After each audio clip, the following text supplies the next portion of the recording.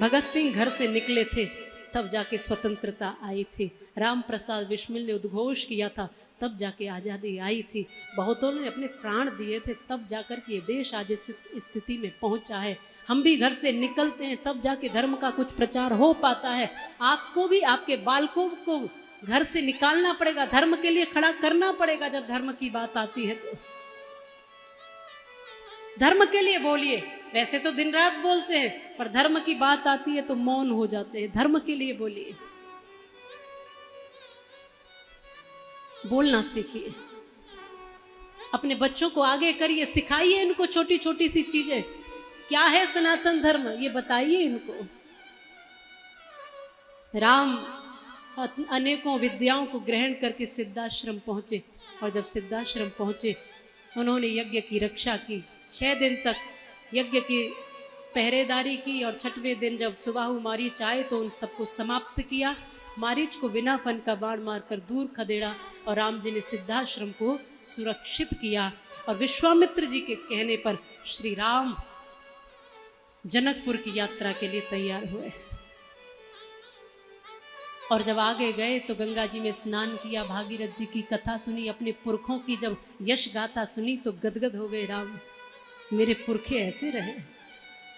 फिर आगे बढ़े, आश्रम में एक दीख मगमाही, खग मृग जीव जंतु तहनाही, पूछा मुनि शिला प्रभु देखी, सकल कथा मुनि कही विशेषी। जब देखा एक पाषाणी खंडहर सा आश्रम, सारी कथा सुनी विश्वामित्र जी से और विश्वामित्र जी ने कहा कभी ये गौतम ऋषि और अहिल्या का आश्रम हुआ करता था, आज खंडहर है, कोई आता जाता नहीं है। श्री राम ने पूछा क्यों नहीं आता जाता यहाँ कोई प्रभु? बोले श्रापित है, अहिल्या को श्राप लगा था। इंद्र ने अहिल्या के साथ छल किया, भेष बदलकर गौतम ऋषि का भेष बनाकर उसके साथ छल किया और श्राप लगा अहिल्या।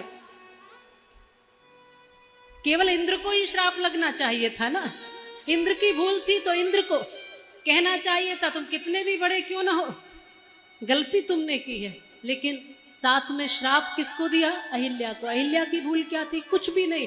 गौतम ऋषि ने पूछा ये तुमने क्या अनर्थ कर दिया? तो अहिल्या को तो समझ ही नहीं आया कि ये पति देव क्या कह रहे, कौन सा दोष लगा रहे। अहिल्या मौन हो गई। जब उसको स्थिति का पता चला कि जिसके साथ थोड़ी देर पहले वो थी वो इंद्र थे, वो मौन हो गई, कुछ न बोल पाई, क्या कहेगी।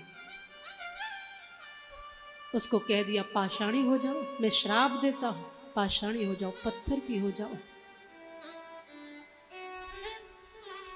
ये घटना आपको आज की स्थिति से जोड़ के ज्यादा समझ में आएगी और विशेषकर महिलाएं जो हैं उनको समझ में आएगी, या अपने बच्चियों के लिए माता पिता जो चिंतित और सावधान हैं उनको समझ आएगी